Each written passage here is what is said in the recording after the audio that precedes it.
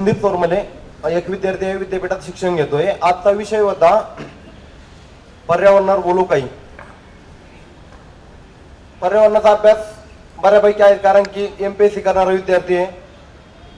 पण एक मनात विचार आला पर्यावरणावर बोलायच्या आधी आपल्या पुण्याची थोडी दशा बघून घेऊ. पर्यावरणावर बोलायच्या आधी आपल्या पुण्याची दशा बघून घेऊ.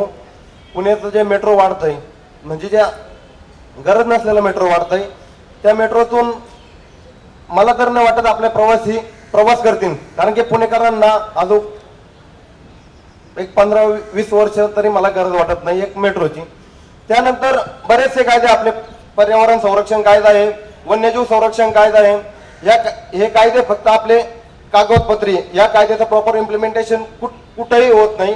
आज सकाळी बातमी वाचली मटाला महाराष्ट्र टाइम्सला, यूपी आणि बिहार मध्ये जे निवडणूक अधिकारी होते, कर्मचारी होते, त्या 27 जणांचा उष्माघाताने बळी गेलाय. 27 जणांचा उष्माघाताने बळी गेलाय गेल्या 2 दिवसापासून.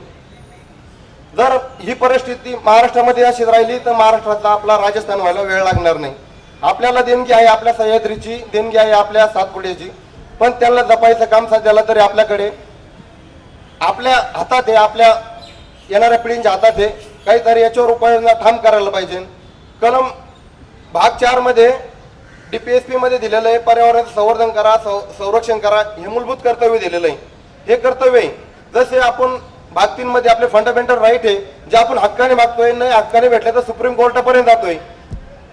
पण तेच जर आपल्यावर जबाबदारी येते मूलभूत कर्तव्याची, तेव्हा आपण कुठतरी मागं सरकतोय. एक स्वतःच्या मनाला प्रश्न विचारलं, आपल्या मनातूनच हे उत्तर येतंय.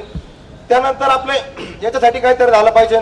ओझोन लेअर दिवसेंदिवस कमी होतोय आपल्याला. सूर्यापासून जे अतिनील किरणे येतात त्याचं संरक्षण आपला तो ओझोन लेअर करतोय. हे जर अशा गोष्टी बारीक सारीक गोष्टीकडे जर आपण ध्यान दिलं तर येणाऱ्या काळामध्ये एक आपल्याला पर्यावरणाचं जे पूर्व पर्यावरण होतं एक 30, 40, 50 वर्षापूर्वी, ते थोडं आणायचा आपण प्रयत्न करू. एवढे बोलून मी माझे 2 शब्द संपवतो. जय हिंद, जय महाराष्ट्र.